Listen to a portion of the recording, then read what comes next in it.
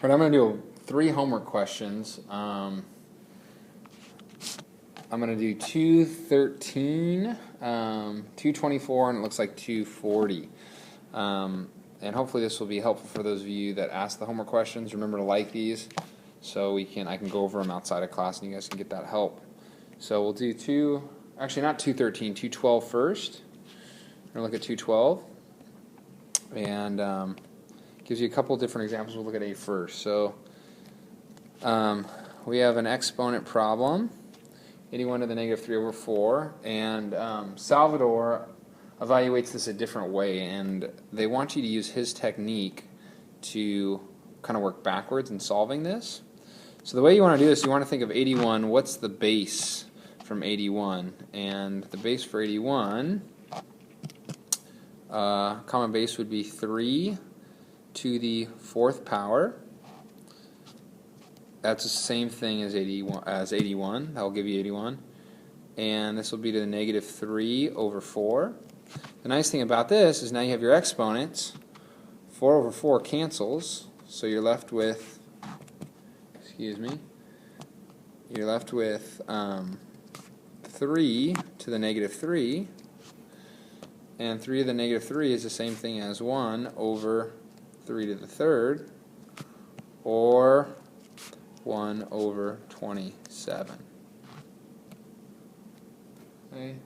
So the big move here is in finding your like base. So finding what base can be used to construct that number. So let's look at another example. Let's look at B. Let's do another one of these. So let's say 27 to the 2/3. Alright, again, look for your common base. So 27, we know that is 3 to the 3rd power. And then we're going to take it to the 2/3. Again, go ahead and multiply. The 3's cancels. You have 3 squared. 3 squared is 9.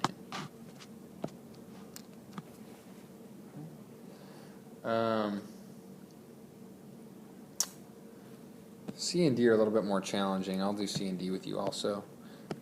C looks like this. We have 125 over 64, parentheses, to the 2/3. Alright, this one's kind of fun. So now, same concept, except now we have a fraction, so you're going to think about 125 and 64, what we can use for both of those. So we know that 125 is 5 cubed over, and 64 is 4 cubed. Alright. And then we're going to take this to the 2/3 power. So we can apply this to both top and bottom. So if we split this up in 2 parts, 5 to the 3 to the 2/3, and then 4 to the 3 to the 2/3. We can see what ends up canceling here again. It's real nice. The 3's fall out. The 3's fall out. You're left with 5 squared over, because remember this is our fraction still, 4 squared, which is 25 over 16. Nice work. Some intense algebra, working through it. Okay, D is the last one. D, kind of the hint on D, and maybe I can fit this one right in here, would be it's 1 over 9. So 1 over 9 to the negative 1/2. So we can express this 1 over 9 as, seeing of 9 is, the base would be 3, so this would be 3 to the negative 2, because we're flipping it, and then to the 1/2 again. Cross it out. We're going to have 3 to the negative 1. 3 to the negative 1 ends up being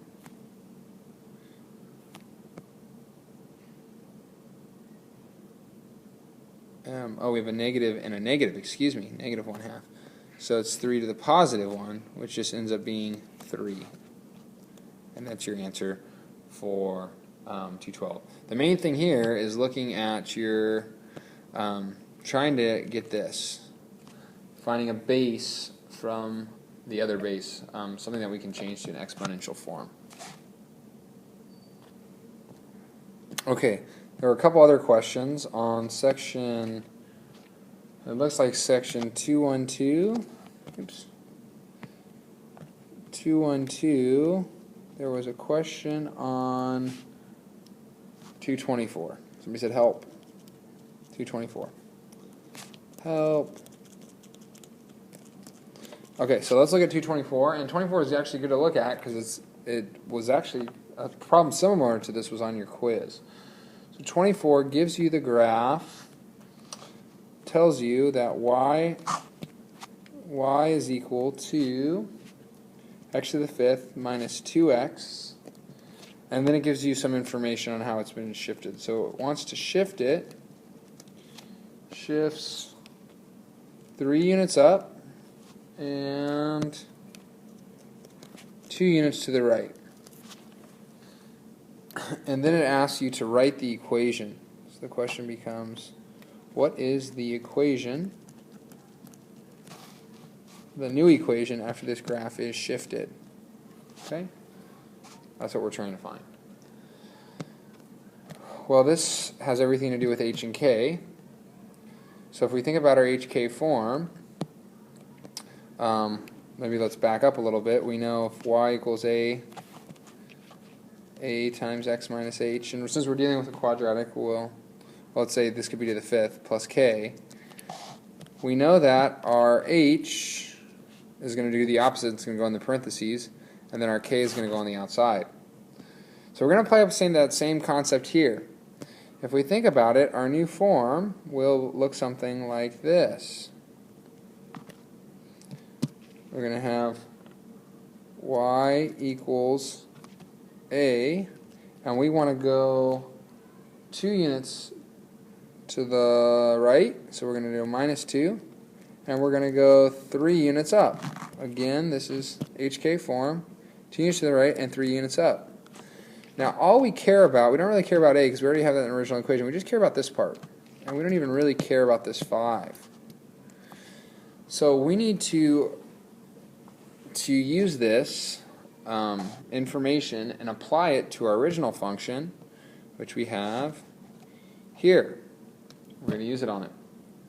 So our input now is whatever is in our parentheses, which is x minus 2. So we'll end up rewriting this like in this form. So our original equation is y equals x5 minus 2x. So instead of using x, we're going to use blank, x5 minus 2 times blank. And our input will be what we put in the parentheses, our horizontal shift, x minus 2. There you see it. That's the same thing we had here, and then we're using it again here. So we're going to look at our x minus 2. That's our horizontal shift, and now the vertical shift is actually applied to the end. It's outside this parentheses, so we're going to add the plus 3 outside. Now I am more than fine having you leave the final equation in this form. I mean, this is awesome. You could, obviously, some of you want to like expand it out, but you're not going to want to expand out the 5th power. That's just nuts. It would take too long.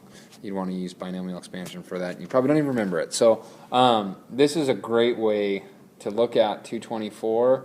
Thinking about your HK shifts, the H is just your input. It's what's happening on the inside, and the K is happening to the outside. It's your vertical movement. The last question you guys requested was 240, part A, which was a factoring question. It's kind of like an algebra on steroids problem. So this was for section 2.2.1, and this was problem 240-A. This is part A. Okay, so 240 part A looks like this. It asks you to factor. And you have x to the 4th minus 81y to the 4th. Alright, now, some of you maybe didn't learn this in Algebra 2, but if I change this and wrote this as x squared minus 81y squared, you would probably think, oh, this looks like difference of squares. And you're right, it is, except you're going to use the same concept instead of negative to the fourth power.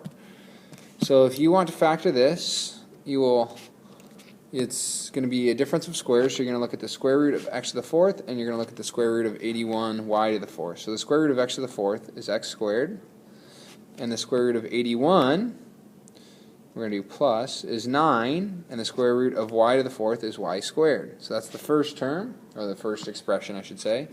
And the second expression is the same thing, just subtracted, x squared minus 9y squared. So all you are doing is taking the square root of each. Now if you had a hard time seeing what the square root is, if we go further with this, x to the fourth, if you want to factor tree it, you're looking for pairs. X squared times x squared gives you x to the fourth. This is your pair.